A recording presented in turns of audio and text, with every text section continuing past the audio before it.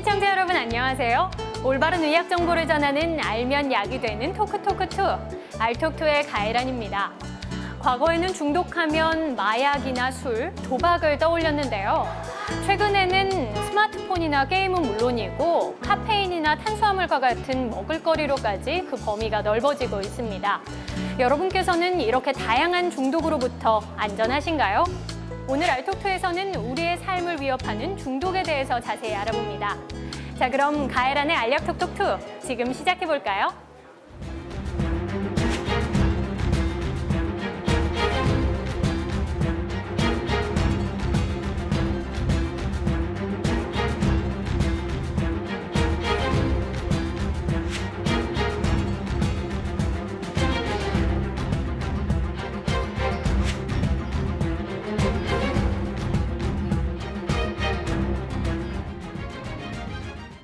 제가 고기를 아주 좋아하는 것과 제가 고기에 중독이 돼 있는 것과의 경계가 모호할 것 같아요. 어떤 중독이든. 우리가 쉽게 라이킹에서 원팅이 되는 게 중독으로 넘어가는 그런 어떤 과정이라고 우리가 얘기합니다. 그런데 좀 걱정인 것이 왜 우리가 흔히 말할 때 도박은 절대 못 끊는다. 그래서 저는 항상 제 환자들한테는 5분만 참자. 5분만 참으면은 이겨낼 수 있다라고 얘기를 합니다. 또 이야기가 가장 많이 나오는 것이 게임이잖아요. 우리 애가 벌써 상당히 윤리적으로 도덕적으로 무너졌구나. 오늘은 중독에 대해서 알아봅니다. 정신건강의학과 김대진 선생님 모셨습니다. 안녕하세요. 안녕하세요.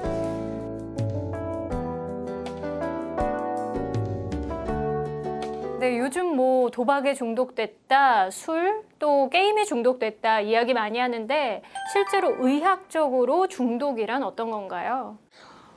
우리나라에서 이 중독이라는 거는 좀 혼용하고 있습니다. 그러니까 예를 들면은 어린아이가 농약에 중독됐다. 네. 이 중독은 어린아이가 농약을 좋아서 먹은 건 아니잖아요. 그렇죠. 그거는 이제 우리가 영어로는 인톡시케이션이라고 하는 그런 중독이 되겠고요.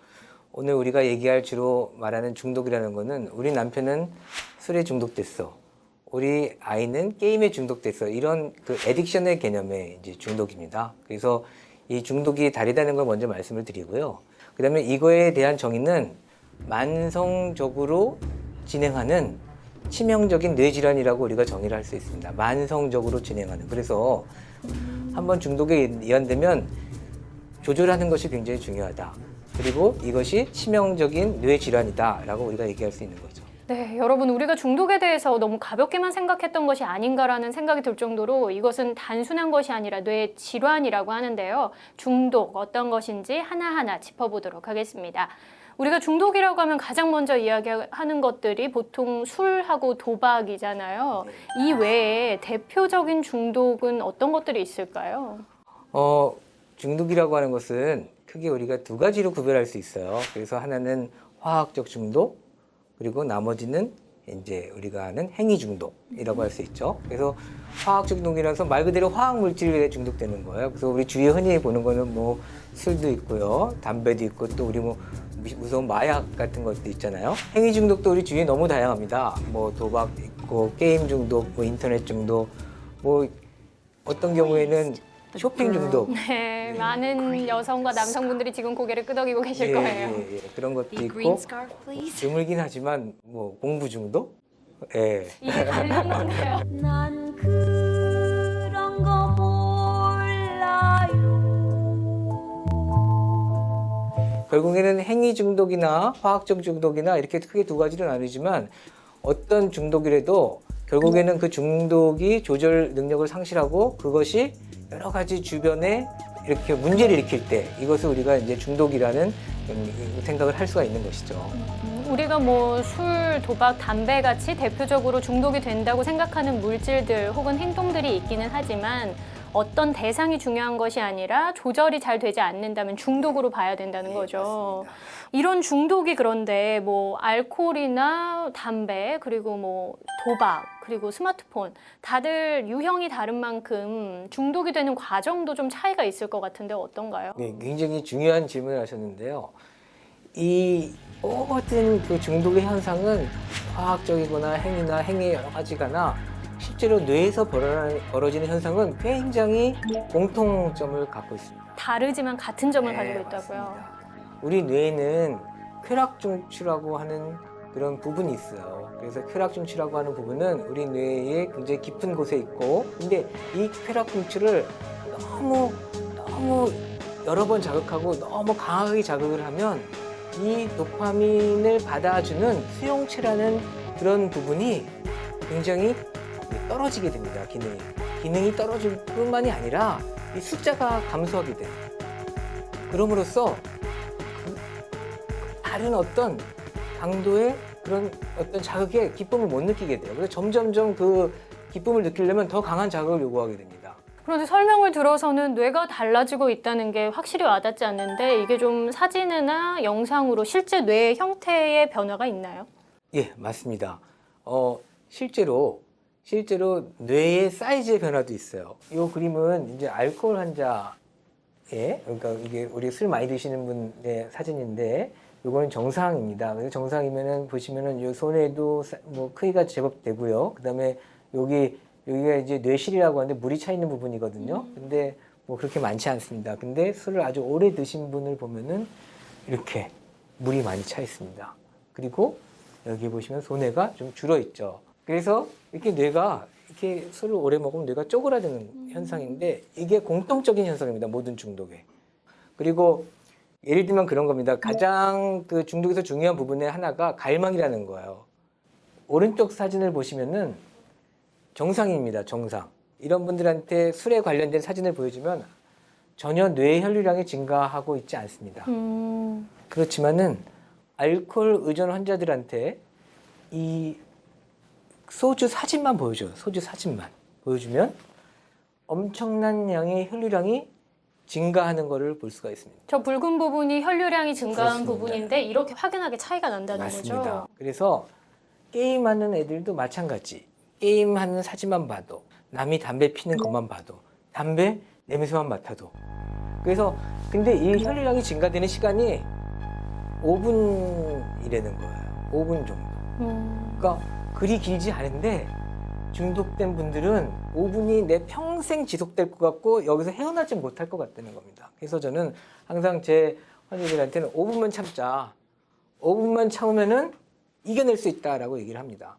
내가 꼭 다이어트를 해야 되는데 지글지글 하는 거 보면은 5분 동안 내가 참아야 되겠다 그러면은 5분 동안 참기 어려우면은 구구단을 한번 해보시면요. 한 5분 갑니다. 네, 그러면은 그 다음에는 고기를 먹고 싶은 생각이 없어져요. 참 놀랍게도. 그런데 이 중독에 대해서 이야기를 하다 보니까 조금 헷갈리기 시작하는 게요. 네. 제가 고기를 아주 좋아하는 것과 제가 고기에 중독이 돼 있는 것과의 경계가 모호할 것 같아요. 어떤 네, 중독이든 맞습니다. 뭐 그냥 술을 즐겨서 드시는 분도 있고 알코올 의존도가 높은 알코올 사용 장애가 있는 분이 있는 거잖아요. 그 차이를 확연하게 가를 수 있을까요? 굉장히 그 핵심적인 질문을 이제 하신 겁니다. 네. 굉장히 중요한 건데요. 우리가 쉽게 라이킹에서 원팅이 되는 게 중독으로 넘어가는 그런 어떤 과정이라고 우리가 얘기를 합니다. 그러면은 그럼 뭐가 차이가 나느냐? 한번 우리 상상을 해봅시다. 이제 예를 들면 이제 중학교 2학년 청소년이에요. 얘가 처음에 이제 게임을 합니다.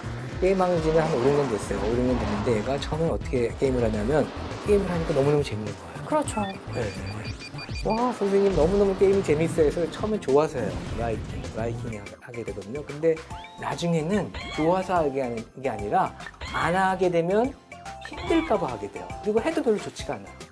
이것을 우리가 뇌과학적으로 어떻게 푸냐면요. 긍정적 강화. 처음에는 좋아서 하는데 나중에는 부정적 강화. 안 하면 힘들게 될까 봐 하게 된다는 거예요.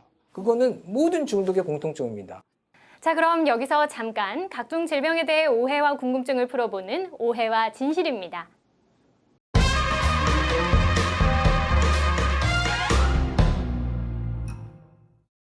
네, 오늘의 오해와 진실, 좋은 것에도 중독될 수 있다. 정말 그런가요? 아까처럼 공부 이런 거에도 중독이 될 수 있을까요? 우리가 이제 좋은 거라고 하는 게 뭐 공부도 있고 운동도 있고 뭐 여러 가지 있을 수 있잖아요. 네, 뭐 기부도 있고요. 예, 기부도 있고, 그죠? 근데 중독될 수 있죠. 중독될 수 있으나 중독되는 그 확률, 퍼센티지는 굉장히 낮다고 볼 수 있고요. 그리고 좋은 쪽에 중독이 되긴 어렵지만 일단 중독이 됐다는 것 자체는 여러 가지 삶에 문제를 일으킬 수 있다라고 우리 얘기할 수 있죠. 네. 뭐 좋은 일에도 중독이 될 수는 있지만 결국 나의 삶은 피폐하게 만들 수도 있기 때문에 중독은 어찌 되었든 간에 피해야 할 것 같습니다. 오늘은 김대진 선생님과 함께 중독에 대해서 이야기 나눠보고 있는데요. 여기서 잠깐 보고 갈 것이 있죠. 우리 몸을 건강하게 하는 알약 튼튼입니다.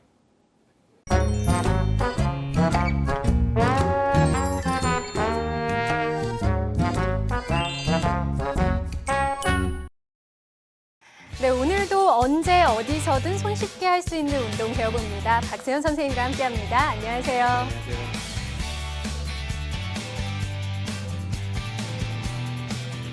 네, 오늘은 어떤 운동 배워볼까요? 네, 오늘은 상사 눈치를 보지 않고 할 수 있는 그런 운동법에 대해서 한번 좀 배워볼까 합니다. 이 상사 눈치를 보지 않는다면 무슨 특별한 차이가 있는 건가요? 오늘 배운 운동은 그러니까 조금 외형적으로 봤을 때 부피가 좀 크지 않기 때문에 작게 해서 이렇게 목을 까딱까딱 할 수 있는 운동이기 때문에 더 편리하게 할 수 있는 운동이라고 생각이 됩니다. 자, 눈치 보지 않고 언제 어디서든 편하게 할 수 있는 이 운동 지금부터 배워볼까요? 네, 역시 의자에 앉아서 하는데요. 네. 어느 정도길래 직장 상사가 눈치채지 못하는지 한번 배워볼까요? 네, 알겠습니다. 오늘도 한번 배워볼 건데요. 자, 맨 처음에는 어깨를 천천히 한번 올려보실게요. 그렇죠. 올렸다가 최대한 다시 또 내립니다. 자, 이때 중요 사항은 이쪽에 있는 팔꿈치가 겨드랑이에 붙게끔. 이 팔꿈치가 몸에 붙을 수 있도록. 맞습니다. 예. 그 상태에서 좌우로 목을 하나 움직이시면 되겠습니다. 목을 좌우로 움직일 때는 정지를 좀 하시는 게 좋은데요. 보통 5초 정도 정지하시고 또 12회 정도를 반복하시면 좋을 것 같습니다. 자, 그럼 바른 자세 함께 해볼까요?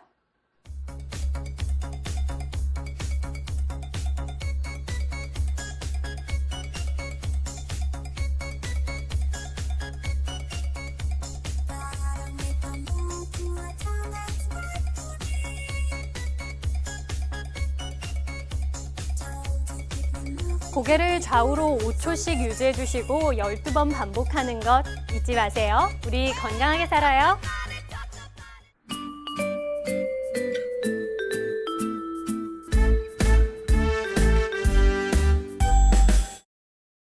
네, 계속해서 중독에 대해서 이야기 나눠봅니다. 요즘 이야기가 많이 나오는 건 아무래도 도박 중독과 게임 중독, 가뜩이나 요즘 유명 연예인들의 도박 중독이 이야기가 되면서 불법 스포츠 도박을 한 혐의로 이수근 씨와 탁재훈 씨 외에도 토니안과 그룹 신화의 앤디, 방송인 붐, 개그맨 양세형 씨 등도 검찰의 소환 조사를 받은 것으로 확인이 됐습니다. 이 도박 중독이 어느 정도 심각한 것이냐, 실제로 환자분이 찾아오시는 경우는 어떤 경우인가요? 보통 본인이 갖고 있는 돈을 다 잃었을 때는 잘 오지 않으세요. 대개는 본인 돈 플러스 사채를 얻고 그 사채를 식구들이 다 갚아주고 거기서 다 문제가 아주 너무너무 심각했을 경우에 그때 오시는 경우가 되게 많아요. 그래서 가족들은 희망을 갖고 있거든요. 이것만에 갚아주면 안 할 텐데, 이것만 사채를 해주면 다시는 안 할 텐데 하지만은 그게 계속 반복돼서 결국에는 그 가족들도 감당하지 못할 상황까지 오게 되면 그때 오시는 경우가 참 많아요. 너무 안타깝죠. 그런데 좀 걱정인 것이 왜 우리가 흔히 말할 때 도박은 절대 못 끊는다. 뭐 심한 말로 손목을 잘라도 계속해서 도박을 한다라고 이야기할 정도로 중독성이 강하다라고 이야기를 하는데 치료가 가능한 건가요? 어떤 분은 병마에 이제 중독되신 분들은 그런 얘기를 하세요. 그 병마 혹시 안 해보셨죠? 네, 병마장에 가셔서 너무 하시는 분들은 밤마다 자다가 보면은 이 천정에서 말이 막 뛰어노는 거예요. 네. 그럼 치료는 과연 어떻게 하냐? 치료는 최근에 약물 치료가 굉장히 많이 개발됐어요. 그래서 몇 가지 약물이 도박에서의 그 충동을 줄이는데 굉장히 효과적인 것으로 되어 있고, 그다음에 대개는 이제 중독을 본인의 의지로 이제 조절하시려고 그러죠, 초기에는. 그렇죠. 네. 보통 되게 의지로 성공하는 경우는 없진 않습니다. 되게 저희가 보기에는 5% 미만으로 되게 보고요. 그다음에 우리가 약물 치료하고, 그다음에 우리가 이제 사회심리적 치료, 인지, 뭐 동기 강화 이런 여러 가지 치료를 하면 대개는 성공률은 약 10배 정도 올라갑니다. 그래서 약 한 절반 정도는 굉장히 저희랑 좋은 그런 어떤 관계를 가지면서 도움을 받을 수 있게 되죠. 자녀들이 게임 중독에 빠질까 염려하는 학부모 단체들은 취지에 찬성한다는 입장을 보이고 있습니다. 관련 협회 홈페이지에는 게임 산업 죽이기라며 이런 화면까지 내걸렸고 서명 운동도 속도를 내고 있습니다. 요즘 도박은 물론이고 또 이야기가 가장 많이 나오는 것이 게임이잖아요. 한편에서는 이 게임을 그냥 재미있게 하는 건데 중독으로 봐야 하는 것이냐 뭐 이런 이야기부터 게임 때문에 고통스러워하는 청소년들이 많기 때문에 요즘 뭐 4대 중독에 넣어야 한다 해서 의견도 참 분분한데 실제로 게임 중독 때문에 찾는 환자들도 많은 편인가요? 네, 점점 늘어나고 있고요. 게임 중독 때문에 오는 청소년 환자들뿐만 있는 것이 아니라 대학생, 그다음에 뭐 20대, 30대도 상당히 많습니다.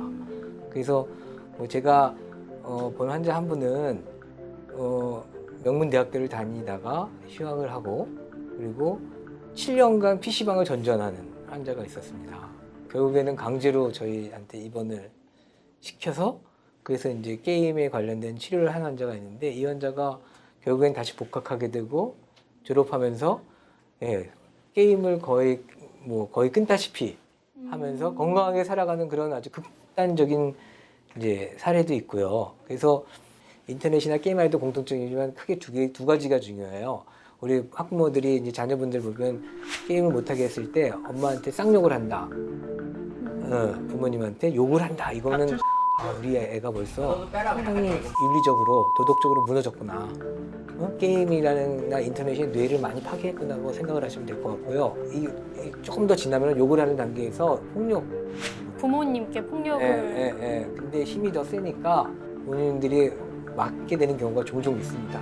그래서 부모님들이 자녀분들 볼 때 부모 뭐 못하게 했을 때 막 욕을 한다든지 아니면 뭐 폭력을 가볍게 보지 마시고 요새 애들이 다 그런 게 아니거든요. 조금 더 이게 이때는 꼭 이걸 도와줘야 되고 이 직전에 막아야 되겠다라는 생각을 하시는 게 굉장히 중요하다는 얘기죠. 이게 사춘기라서 조금 엇나가고 있구나라고 관대하게 생각하실 것이 아니라 우리 아이가 무언가에 중독되어 있어서 이런 행동을 했을 수도 있기 때문에 한번 상담을 받아보시는 게 더 아이의 미래를 위해서 바람직하지 않을까 합니다. 오늘은 중독에 대해서 이야기 나눠봤는데요. 아직 끝나지 않았죠? 한 줄로 요약해보는 톡톡 처방입니다.